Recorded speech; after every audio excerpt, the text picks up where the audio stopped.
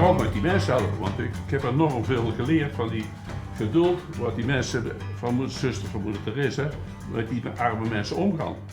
Want het zijn een hoop drugverslaafden, straatzwervers en van alles en nog wat. En altijd met een glimlach, hè.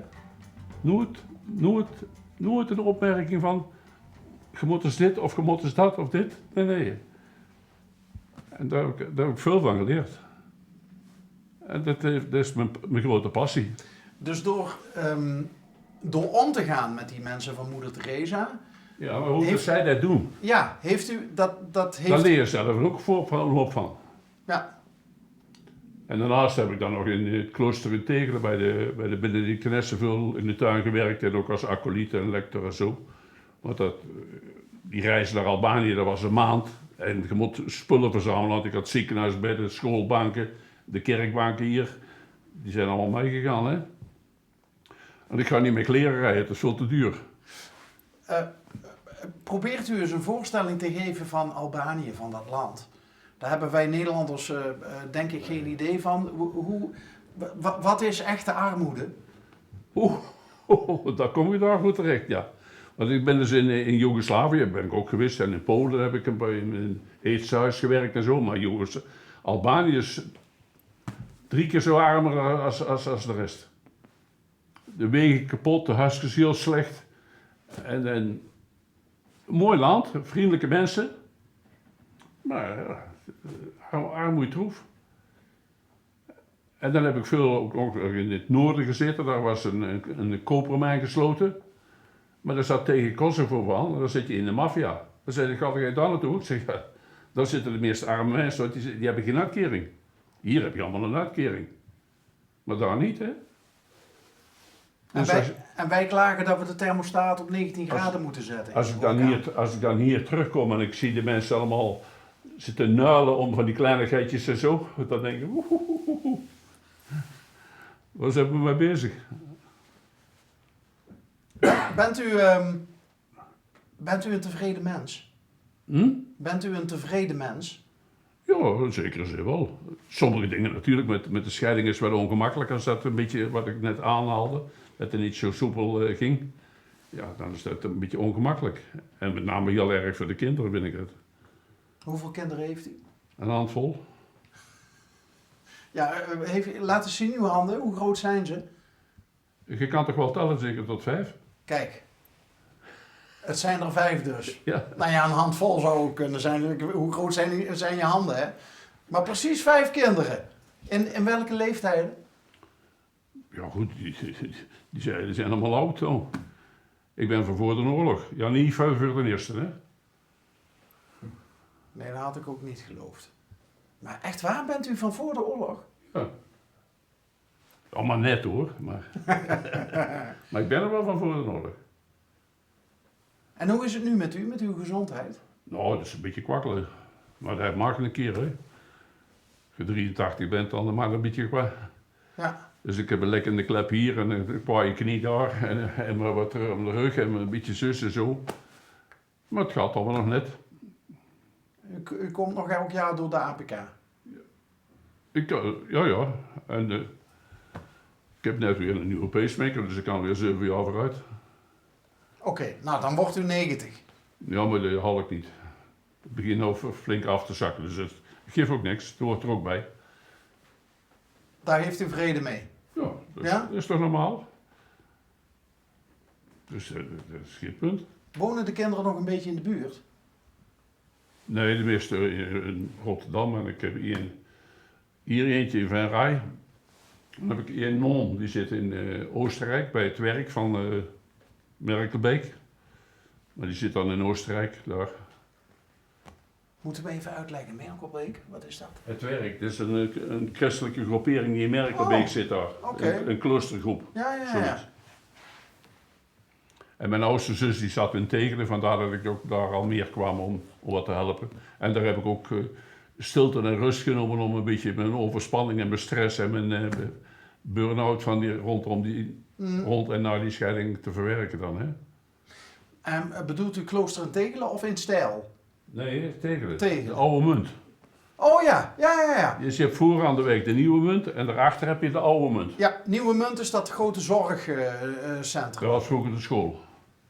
En daarachter is de oude Maar munt. daarachter heb je de oude munt. Dat is een slotklooster. Ja. Hetzelfde als de Razenzusters in Stijl. Ja.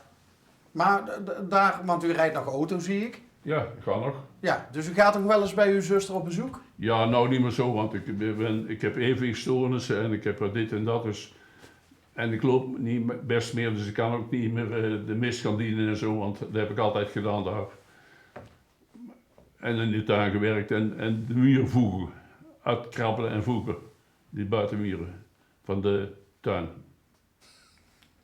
Van alle markten Ja, thuis. je moet wat bezig houden, hè. Nou ja, en u heeft, als ik dat, want Mitch heeft dat, dat was eigenlijk de aanleiding voor ons om naar u op zoek te gaan. Dat die tierenlantijnen. De tierenlantijntjes, ja. Maar ik neem aan dat die daar ook wel bewust neergezet zijn, zodat mensen die in de auto over de ringweg rijden. Ja, zeker. Ja, Ja, dat is zeker. maar wij zijn de eerste die aanbellen. Nou, daar komen wel meer mensen op bezoek, hoor. Naar aanleiding daarvan? Nee, ze praten wel eens wat enzovoort. Ja. En Hubertus, waarom hangt hij daar zo prominent? Je hebt op het straatbordje niet gekeken. Dat is Hubertusstraat. Kijk, dus dan is die vraag ook al meteen beantwoord. Maar zulke panelen heb ik er 40 meegekregen van de klooster in Tegelen. Die heb ik meegenomen naar Albanië. En dan mocht ik er zelf van houden van de Hubertus. En ook een groot paneel van 3 meter lang van de kerk in Amsterdam. Die ik zelf heb gesloopt en dan in de vrachtwagen tussen het matrassen in vastgebonden tegen de zijkant. En die staan nou in de kerk in een dorpje in Albanië. Wat is er? Ja, ga lekker zitten. Want wat is dan de ultieme beloning voor uw werk als u dan in Albanië bij die mensen bent? Is dat gewoon dankbaarheid? Niks, ja. Ja? Maar je zus, je krijgt geen voeding en niks. Dus gewoon ergens in de hoek krijg je een beetje en dan slapt er maar en zie maar hoe dat gaat red. Want die zusters om 7:30 hebben die slot en dan zijn ze weg. Maar het is heel mooi werk. De manier waarop zij met die mensen omgaan is geweldig. Nou ja, als ik dan toch weer even terugkom op Moeder Teresa. Ja. Moeder Teresa was ook en is ook een inspiratie voor Ja, dat is zeker. God weet hoeveel mensen. Ja, zeker. Hè, de naam Moeder Teresa is eigenlijk een verzamelbegrip geworden voor Zeker zin. Ja, goedheid. zeker. Goedheid. Maar de manier waarop, dat is ook mijn passie een beetje geworden. Dat heeft me zo geraakt. Dus ik dan maar verder geborduurd ben. En tot wederzijds tevredenheid, denk ik, zo'n beetje. Zou u niet willen dat u haar ooit eens ontmoet had? Moeder Teresa zelf. Die heb ik verschillende keren ontmoet. De echte Moeder Teresa? Ja, Serieus? ja. Ik heb in een Eetsenhuis in Polen, waar ik 2 keer een maand heb gewerkt, Ja. kwam ze toevallig op bezoek, want dan kreeg ze dan een medaille uitgereikt en daar moest ze niks van hebben, maar goed. Dan was ik daar en toen stond ik ze zo wat tegen te houden, want die pers dringt altijd op, hè. Dat ken je wel. Ja. En ik heb mijn postuur een beetje mee, dus bij mij komt er zomaar niet door. En ik praat geen Pools. Dus maar toen zat ze zo ook zo aan zo'n tafel en toen kreeg ze die medaille, die legde ze meteen af. Maar toen naderhand zei ze, wat ze aan de overste gevraagd, hoe kan het dat die man hier al zo lang is? Want jullie zegt dat hij al een maand hier al op het eethuis aan het werken is. En die zuster wist niet zo goed een antwoord, want die had dat van die andere zusters overgekregen, dat ze mij al kende, dus dat was een beetje vertrouwd. Ja, maar ik moet dus goed weten, waarom ben jij zo lang hier? Hoe kan dat? Nou, toen heb ik verteld dat ik de scheiding achter de rug had en toen ik dat verwerkt had, dat ik pas aan dat werk toegekomen ben. En toen was het goed, want je mag dus niet gaan vluchten in vrijwilligerswerk en dan thuis verwaarlozen. Familie eerst, zegt moeder Teresa altijd. En dat was pittige vragen hoor. Maar wel, heel goed, to the point hè. En toen dat klaar was, was het goed. Dus zal ik nog een keer voor bidden voor de familie.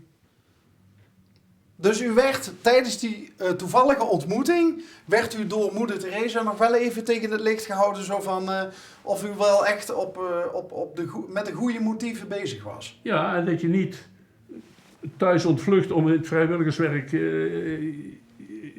je toevlucht te zoeken. Ja, Nou, dat was prachtig. ik geloof het. Want u ging net even staan, u bent zelfs nog iets groter dan ik. Hoe klein was zij? Oh, dat was maar een kleintje, ja, zeker. Maar ik heb zo in Brussel en in Amsterdam en in dingen ook gezien. Dat ik kort ontmoet en tegengekomen ben ik zo, maar toen hebben we echt een gesprek gehad. Hoe zo'n klein iemand zo'n groot hart kan hebben? Dat is de spirit en de kracht.